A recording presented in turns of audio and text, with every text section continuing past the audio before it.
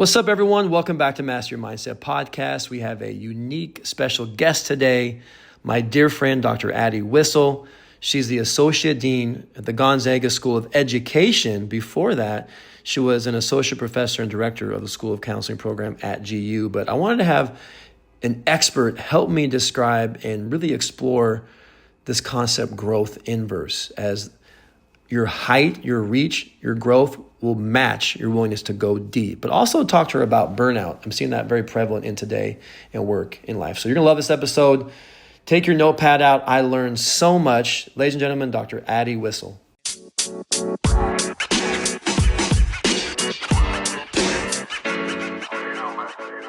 What's up, everyone? Welcome back to Master Your Mindset Podcast. We have a special guest today. Normally I like to do quick hit episodes or bring you value on mindset work to be our best. But we have a special guest, Dr. Addy Wissel. She's an associate dean at Gonzaga School of Counseling, a good friend, someone that I respect. And last week we were talking about a concept that I've been trying to figure out. I think we both want to help people, and we are both curious about how the mind influences how we live our life.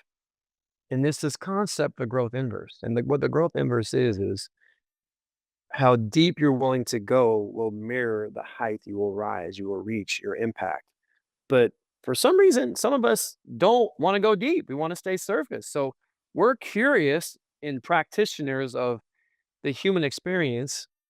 What can we do to go deep? Because the deeper we're willing to go and face our fears and get vulnerable and seek truth and do the work, our relationships, our impact, our reach, I think our overall happiness is going to mirror that depth. So let's talk to a licensed practitioner who, can we just talk about, got a little promotion this year? We're talking to the Associate Dean at Gonzaga School of Counseling, Dr. Addy Wissel. How are you? I am super. Thanks for having me. I'm so excited to be here. Yeah, the first question I want to know is, why do people not want to grow? I love that you're starting with a doozy. I think there's a lot of reasons. My initial reaction to that was it is hard. Um, it requires hard work, um, painful work, intentional work, consistency, persistence, right? Like all of those things that aren't easy. And so sometimes it's easier to stay stuck or to stay where we are rather than to do what's really, really challenging. Well, maybe give us your growth journey. I think pre-record, we were talking about you've had an experience like an aha around your focus, your mindset, and this insight. Actually, I can grow. Yeah. Yeah, and I will say it's ongoing, right? Like I believe that we're never done growing, and so I'm actively in this process, and I would say that it's also something that I am intentionally working on every single day. So, um yeah, I can give some insight into kind of what the process has been like for me, but I it's funny when I think about myself now versus the Addie of years ago because the person from before, and I'm talking like childhood up to early adulthood, um, I was not how I am now. So the old Addie was mean and and I say that with a smile because it's really kind of embarrassing to admit that. Um, I was mean and bitter and resentful, and I really wore the badge of I'm a realist, but I was really a cynic. Like I was super cynical. Um, I didn't have a lot of hope. I just kind of thought life was meant to be hard, and so I was just apparently going to make it harder. Um, so I wore that for years and years, and I think, now kind of as I've reflected over the years, like, I think I'm still trying to really kind of pinpoint why exactly that was, but, I was a firstborn child. I am the daughter of farmers, very generous, kind, loving farmers who, I think were kind to a fault, allowed other people to take advantage of them and be unkind to them, and so I think as a kid, like, I just chose. And again, I chose this. Nobody told me this. But I sort of took on that role of protector for my family.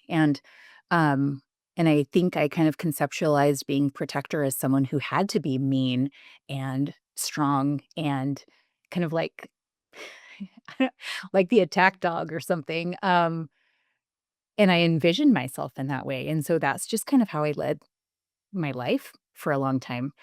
Um, and it wasn't until later in life that I started realizing that change was possible. And like I knew that I was unhappy being mean and bitter and all of those things, but I didn't really understand that people could be happy or different. Like I just kind of thought life was hard. And so you just kind of live. I don't know.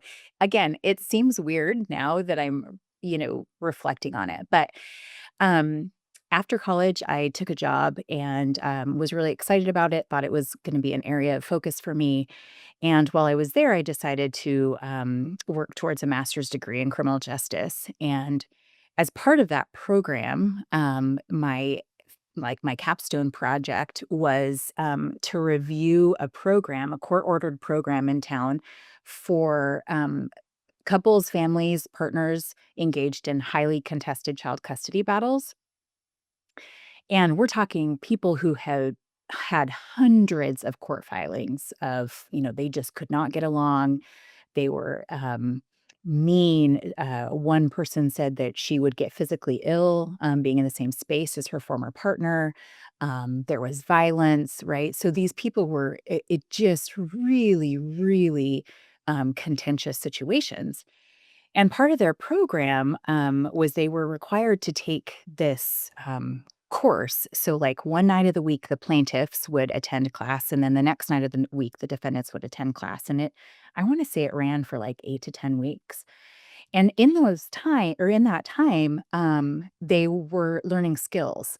And so it was, a family law attorney, a child psychologist, a mediator, um, and I can't remember what the other person was, but they were there teaching these people skills. Like, we understand you're not gonna maybe get back in your relationship. We understand that maybe y'all aren't even gonna really be friends.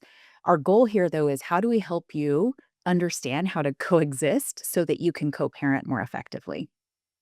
And when I first kind of walked into this, because I part of my process was to go to these classes with these people after having read all of their court filings and the proceedings and things. And I was like, there's no way this is gonna work. Like, just the things that they were talking about in like, when I would read the court proceedings, I was like, there is no way you're gonna get these people to come in and eventually learn how to co-parent and coexist in a more healthy way. Again, I was being realist, that was my realist hat, right? But no, I was really being cynical. So over the course of time, I watched as they were teaching these people how to unlearn maybe some of the habits, the behaviors, the narratives, those things that they were really holding on to, and relearn some really healthy um, ways to kind of function and coexist and co-parent. So at the end of this period of time where they went to the course individually, they then attended the course together. And I thought for Mhm, sure things were gonna go down. Um, mhm. but it worked.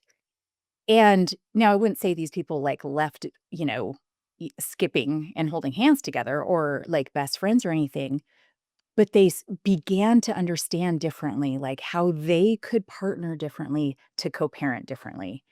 And that was huge for me because I'd never witnessed anything like that before. I knew people could learn, obviously, right? Like we can learn skills, but I'd never seen it, been in it, understanding their context that they brought to this space and then seeing such incredible change. So that for me, I think was a really, really important moment that now kind of as I've reflected, I think was perhaps one of the biggest impetus for me in terms of recognizing that change was possible.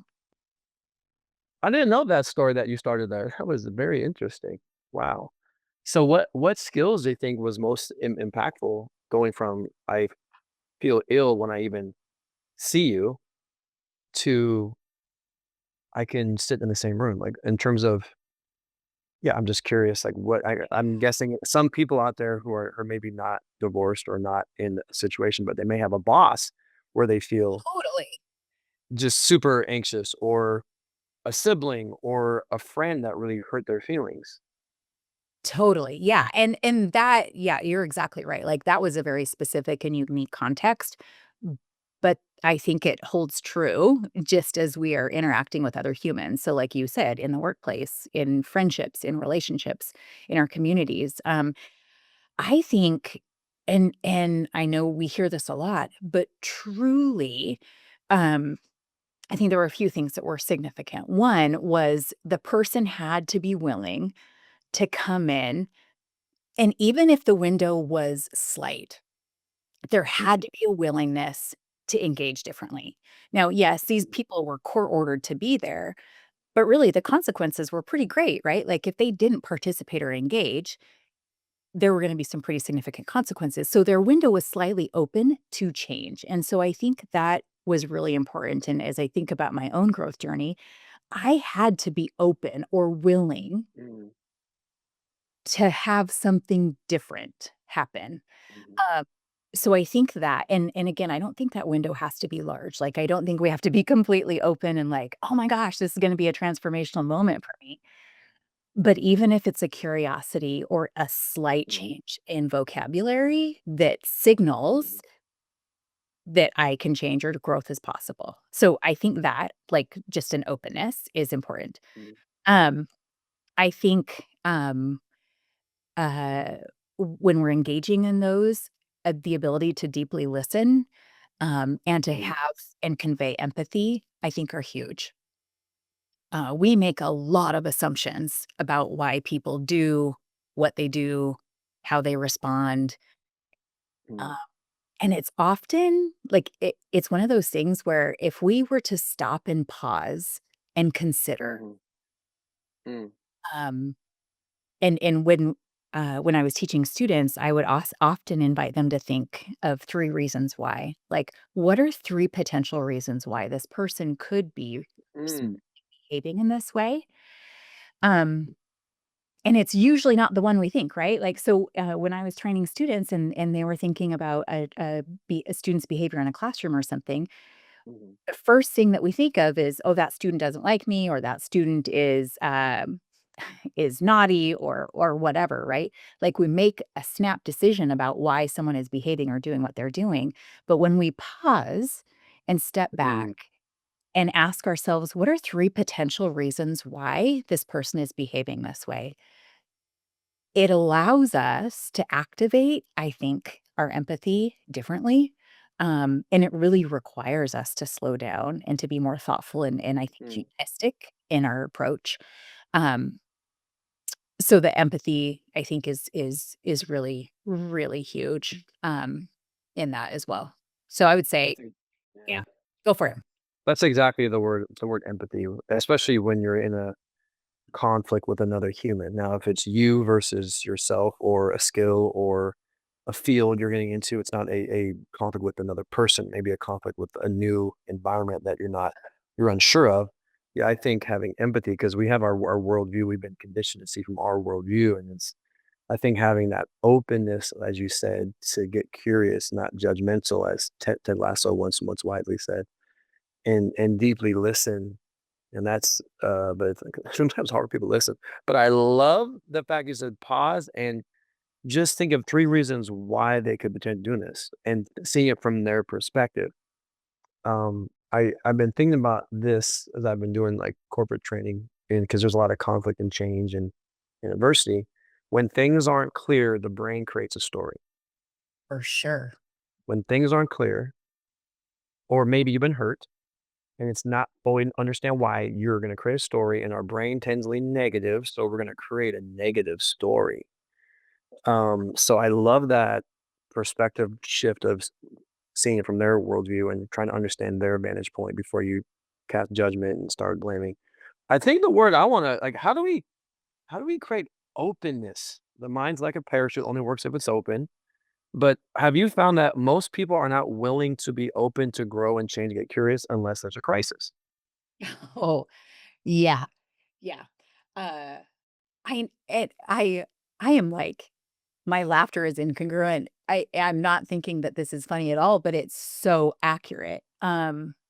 Yes, and I don't know why we do that as people, um, but we wait, or it seems like we wait until we're rock bottom, our health fails us, relationships crumble, something goes wrong before we go, "Oh, maybe I should do something about this?"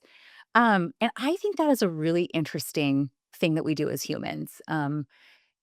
I don't know exactly why that is the case. Um, and I don't know if it's like in those moments, that's where we actually kind of give ourselves permission or have a moment where we're able to actually pause, and allow ourselves to kind of go within, because that's what it requires. It requires us to go within, which takes time, takes a ton of energy, and again, can be very, very painful. So, like, when I was doing my inner work, I had to really think about and hold up each of these little narratives, these terms, these lived experiences, and look at them from all angles, and I had to think about which part of those am I responsible for, or am Mm, I continuing to hold on to? That's hard, um, mm, and it's hard to do in the midst of a lot of noise, right? And so, I can't be just kind of in my day to day and also simultaneously doing some really rich, deep work. Um, mm, so I think there's a couple of things. I think one, we have to create space where that can happen, where we can really get reflective. And then when those moments come, we have to have the courage to say, "Okay, you know, what part of these am I potentially responsible for, or at least contributing to?" mm. Yeah, you said the word awareness early on. It really starts with awareness. Yeah. And um, awareness precedes behavior change. So if we're not aware, we can't change or we can't scale that change. But wouldn't you say that a lot of every human is holding on to baggage? We've been Sure. conditioned since childbirth, which is kind of influencing, again, worldview, our identity, how we see ourselves, people. What are some like awareness? Talk about doing the work. Mhm. What are some awareness things that we can do? Yeah, it's interesting you call it baggage. Um, and I'm really choosy with my words because, like, baggage to me has negative connotation for me, Mm, right? Doesn't mean that that's how everybody experiences it. I think about this is part of my story. And perhaps that even signals a change in me, right? Maybe old Addie, maybe old cynical Addie, not that I'm calling you cynical, Colin, but perhaps that's where I was before, would have considered it baggage. Now I think it's part of my story. Um, and so it's honoring kind of those pieces and then thinking about how can I reframe, adjust, repurpose, mm, reimagine, and think about those things differently. So for a long time, again, I mentioned I'm the daughter of farmers. Well, growing up, being a daughter of a farmer was super not cool, right? Like it meant we were poor. It meant there was a lot of kind of social, uh, kind of perceptions of farmers, that dumb farmer, right? Like farmers are the butt of jokes, things like that, right? Even my dad, his siblings would say, or family members would say, like, "When are you gonna get a real job?" You know? And so it's like, I kind of grew up in this space where, um, I began to wear this hat or this identity of, well, I'm a part of this family and apparently we're dumb farmers, right? So for a long time, I wore this. Well, as I progressed in life, and here I am now, I went on and got my doctorate, and now I'm working in a institution. Um, I carried that with me for a long time and it held me back, right? Because I would enter spaces, conversations, experiences from the frame of, well, you're just a kid. You're a dumb farm kid, right? And so then Mm, I felt weird being in spaces where I felt like I didn't belong because I was holding on to this other identity, right? Well, I had to really think about, okay, what is this? Like, no one told me specifically, Addie, you're a dumb farm kid. No one said that. It was the way mm, I interpreted the experiences in my own context, right? And then I mm, carry that with me. Well, again, when I was able to kind of pause and do some really significant reflection and healing, I was able to hold that up and say, okay, which part of these are is my which part of this identity or this phrasing or this experience or part of my story am I responsible for? And part of it mm, was I was holding on to that and keeping that as my identity, right? Like I mhm, was keeping this as, yep, you're just that dumb farm kid. Who do you think you are? You're not going to be mm, successful in certain spaces. I had to begin to unpack that. And now mm, I reimagine it like it's different for me. Now I'm like, mm, heck yes, I'm from a farm. It's something that I wear with a lot of pride. Because being from a farm kid means that I had the opportunity um, to be around my parents almost all day, every day, right? Like, we lived and worked mm, on a farm. That's a gift that I, took for granted, and now I think about it differently, right? I also think mhm, about I learned to be really resilient and resourceful, and my work ethic, I think, really came from being from a farm, right? So, in part of my journey, it was taking that kind of that identity or that lens that I was really holding on to that was keeping me mhm, stuck and mhm, reevaluating that, um, and looking at it perhaps differently. And so now being from a farm is absolutely part of my story in a more like, in a healthier way. mhm. I love that. No, I this was great because I said baggage, and then you later said I had to unpack. And so I love the reframe of it can be baggage as weighting you down, and we're all holding on to hurts and traumas and pain. But if you don't process your hurt or your pain, you project that onto others. You're still holding on to that hurt. So that I mean, and I love that you said like doing the work is unpacking your baggage Yeah. and understanding what is driving my behaviors, what is driving my identity. That I'm a dumb farm girl. Like who said that? Like you're. I mean, that's just maybe a narrative that you've created. So like doing the work would be getting curious, like what is holding me back from my dreams or joy or I mean, even loving myself, you know. Mhm. Mhm. Um, but yeah, I really love listeners who are listening to Addie talk about reframing your hurts and almost healing and having self compassion and understanding how you're behaving now. And maybe not at work, but a good maybe question is like, well, what hurts am I holding on to that I think you should be aware of? I'm working on, you know.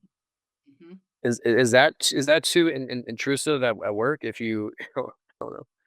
If I were to ask that of someone at work Or or just what could be a way to, like, invite growth inverse conversations of honesty, awareness, listening, empathy, openness, because 'cause we're all been hurt at some point in our life where we've gone through, you know, unique experiences. What would be a good let's do in our personal life and our work life, what would be a question that a leader could seeking to really understand someone and show up for them in a positive way in our personal life and also at work. yeah, it I would actually say it starts with the leader. So I would say, and this is what I try to do in my leadership role, I'm doing the work first, right? Like I'm modeling this. I'm modeling vulnerability. I'm modeling what it looks like to be curious. I'm modeling what it looks like to listen deeply, right? Am I perfect at it? Absolutely not. But these are things that I'm trying to do. Remember, I said earlier, like I'm actively working on these things. I'm modeling, and so I think part of it as a leader is how am I showing up every day and what am I choosing to do with an intentionality, right? And so Mhm, I really think it starts from the individual person. And so a leader's got to be willing to do that. A leader's got to be courageous in their ability to do that first. And then I think they can, support others. But if you're not doing it, then no one else is gonna do it.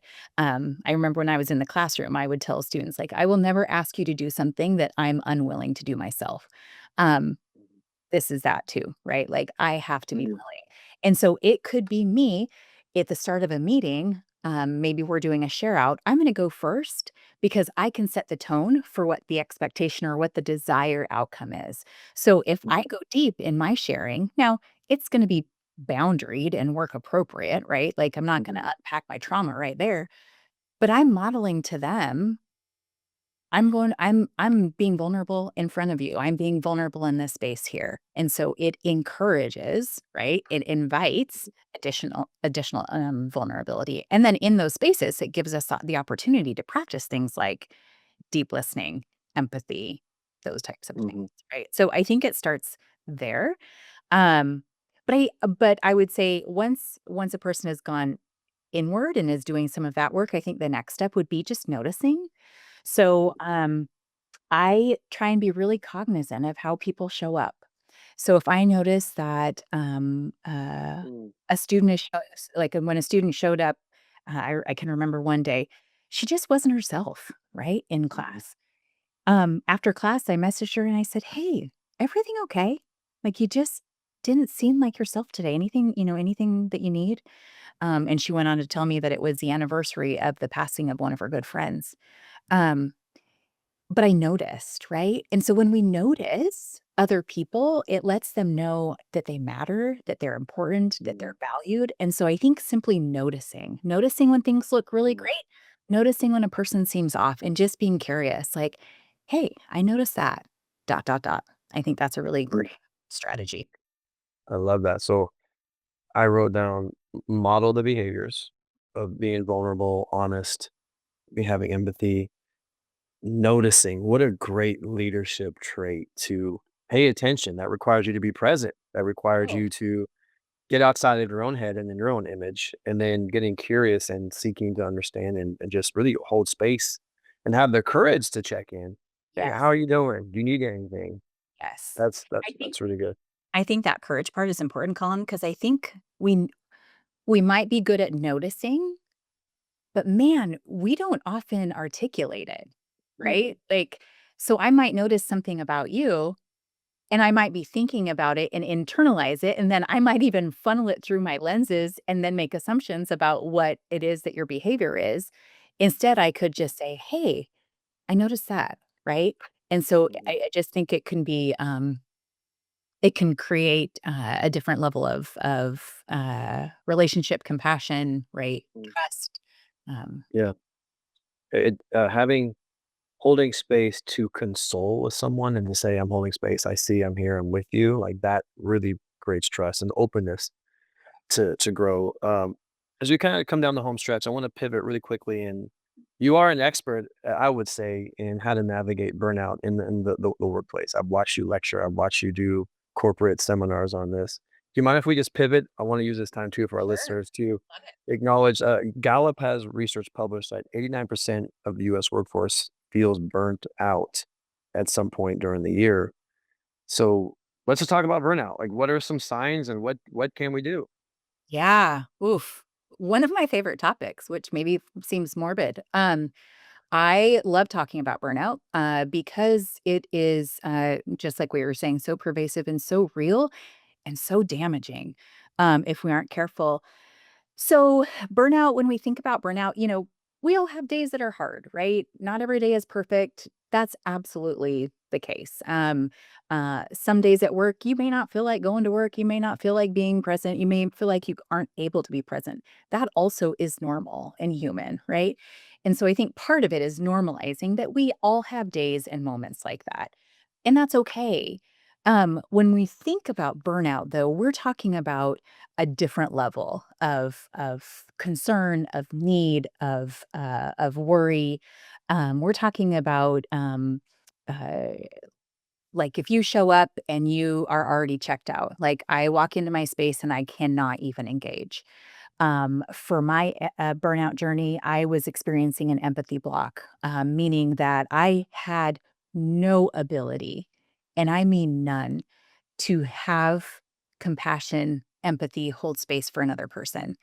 I was so focused on keeping myself safe that I could not give to another person.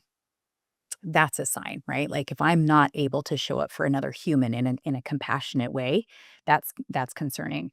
We're talking about, significant physical symptoms. So for me, my hair was falling out. I fell asleep at a stoplight on the way home from work and had no idea that I had fallen asleep, right? So we're talking about significant health behavioral things that are quite unusual, right? And the kind of the problem with this is that we're really good at rationalizing these away, right? So for me, again, I'm a mom of 2 boys. I'm tired, so I'm like, "Oh, I fell asleep at a stoplight." Well, that's what it means to be a working mom. No, it doesn't. But I was rationalizing this away because it couldn't be something else, something more significant. So we're talking about it's impacting you physically. It can begin to impact your relationships and in the home, in the workplace, again, because you perhaps might be struggling to convey compassion for another person, to hold space for another person. It might be that, it's you're struggling with sleep, eating more, eating less. When I was in the midst of it, I was always eating. And I had no idea why, right? Like, so there's just some pretty significant behaviors, that we wanna be mindful of. And like I said, these are things that, we easily try to rationalize away, but we're talking about, pretty significant behavioral concerns that, are showing up for a period of time. Again, it's normal to have an off week or an off day or whatever, but we're talking about when it's significantly impacting you on a day-to-day basis and in multiple ways, that's a problem. Okay, so what can we do about burnout? Well, burnout is sort of like what we talked about earlier, like, and when I speak on this, I sort of feel like people not that they roll their eyes at me, but it's sort of like, "Yeah, yeah, we know, right?"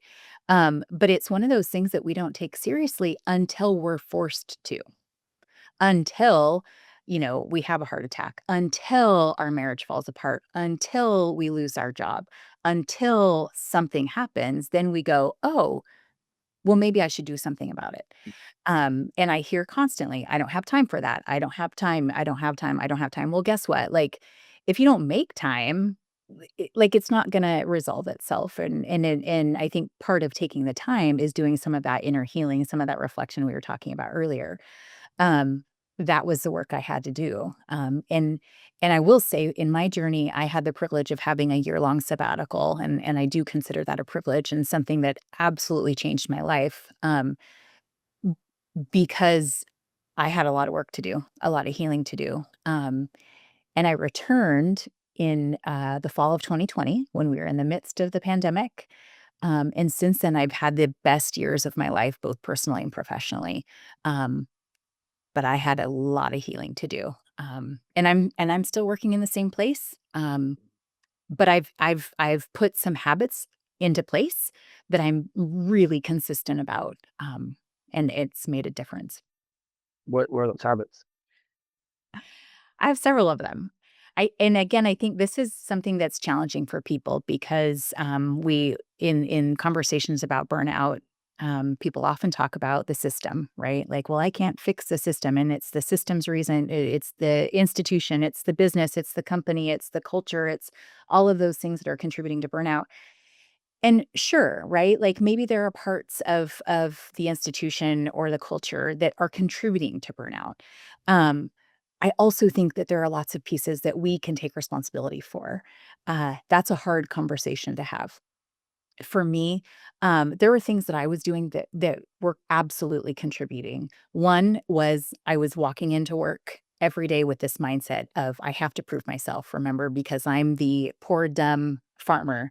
Um, and so every day I was showing up from that lens, trying to prove that I actually belonged here, right? So part of it was unpacking some of those narratives has allowed me to reenter differently. But day to day, things like you can see my Wicked Cool office. Um, I'm really particular about what does my space look like. And that sounds maybe cheesy for some people, But if I'm gonna be in an environment, it needs to be an environment in which I feel good, an environment that helps me to feel, um, regulated and calm.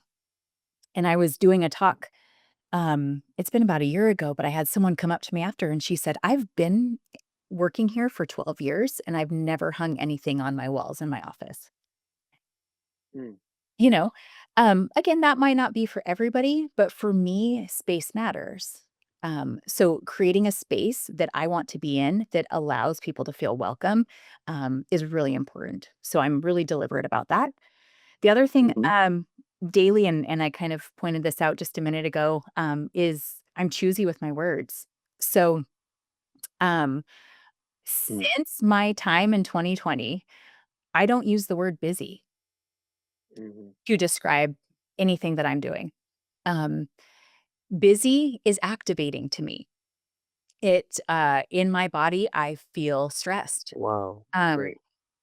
and so what I noticed was when I stopped using the word busy, because my days are full, and that's Mhm, fine. But when I use the word, I'm so busy, I'm so busy, I'm too busy. And even when students would or people will come in, oh, I know you're busy. I'll reframe that because I don't want to use that word to describe how I am operating. Much different for me. Another word that we use so often, disaster. Like, "Oh my gosh, oh it's a my gosh. disaster. It's a disaster," right? Well, Wow. I don't know about you, but, like, when I think of disaster, I think of destruction. I think of, like, loss of Mm, buildings, loss of life, like, it feels mm, insurmountable.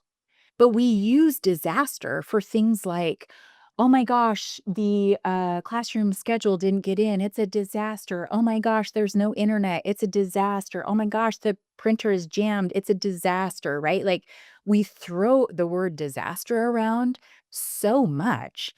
Um, it's not helpful, right? It's activating.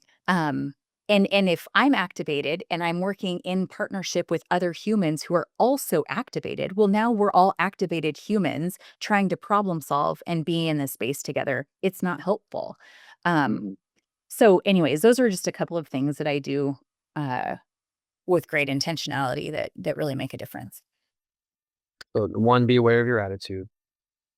2, be very intentional about your environment and your space. Space matters. Um, be aware of your words. What are some nervous system triggering words or common words in your work environment that create you to feel overwhelmed, burnout, busy, and disaster over two? And I think, lastly, let's just end what I believe, and I know you could attest to this. I loved your training. I've sat in it. We both know that common sense isn't common practice, but practicing gratitude Yeah. as a daily ritual, as just like drinking water, moving your body, fueling properly, getting sleep. Like, how is gratitude and why is gratitude such a huge tool? Oh, man. I so believe in this. And yeah, I know it's one of the things that we connect on. It's just it's life-changing, truly, truly life-changing. And I some people, I think, confuse it with toxic positivity, and it can be that if we're not careful, right? And so, Mhm, um, when I think about, like, at the start of every one of my classes, when I'm leading a meeting, I'll start with what's good, and we go around and we each share something that's good. And I frame it because I've had some students be like, "Well, there's nothing good, and we can't always have a smile on our face." And it's like, listen, I get it, right? There's big stuff happening in our world, no doubt, right? And so part of identifying the goodness, expressing gratitude is acknowledging the pain, right? There's a lot happening in the world that maybe feels painful or big or scary or uncertain. Particularly when I was training counselors, right? We are sitting in pain with people often. So acknowledging that, and then also giving the same amount of space and voice to the goodness, because there's so much goodness that exists that we just overlook every single day. So the fact that I got front row parking today, that's good, right? Like, I'm grateful for that because I was running late today. So it was like, that's goodness. And so I think sometimes again, we misconceive it, or we consider it to be toxic positivity, which it is not.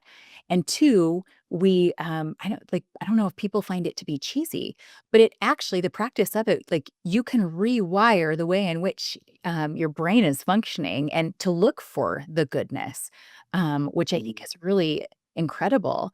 And I was thinking about this, it's funny that you bring it up because, several years ago, I had a pretty significant, medical issue, and, um, probably one of the most, like, one of the scariest moments of my life.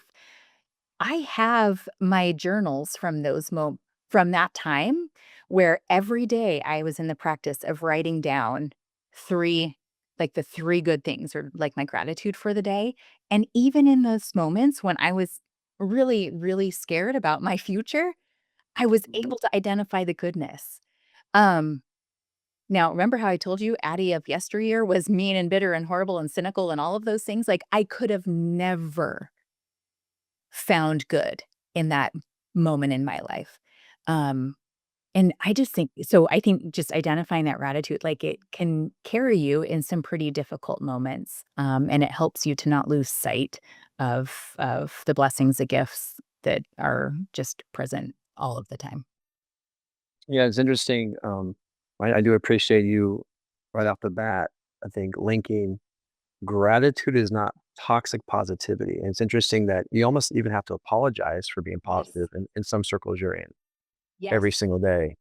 Yes. And it's just I let's maybe just end with this thought. I'm grateful that Dave Carroll brought us together Yeah. a few years ago. He saw something in both of us where we want to reach people in a positive way, in a giving, loving, serving way.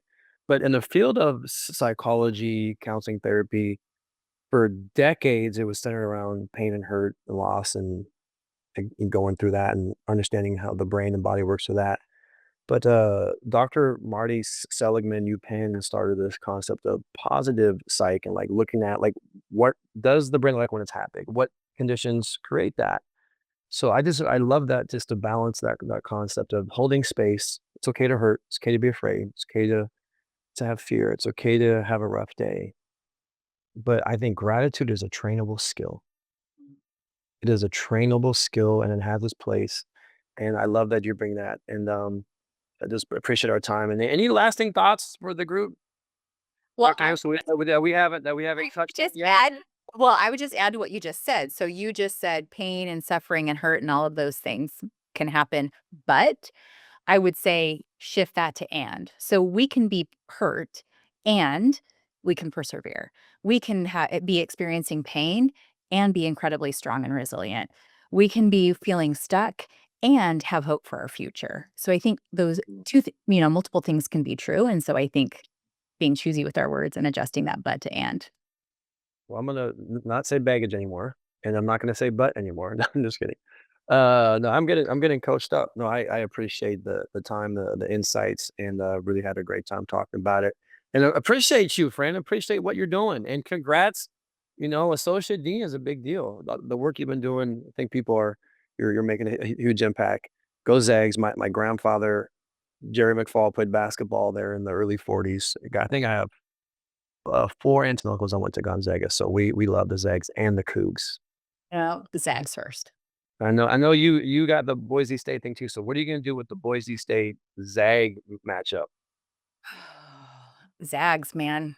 You have to. I gotta Yeah, stay with the Zags. So basketball, Zags, football, Boise State. I go by sport in that way. Yep. there you go. Well, Yeah. where can people find you?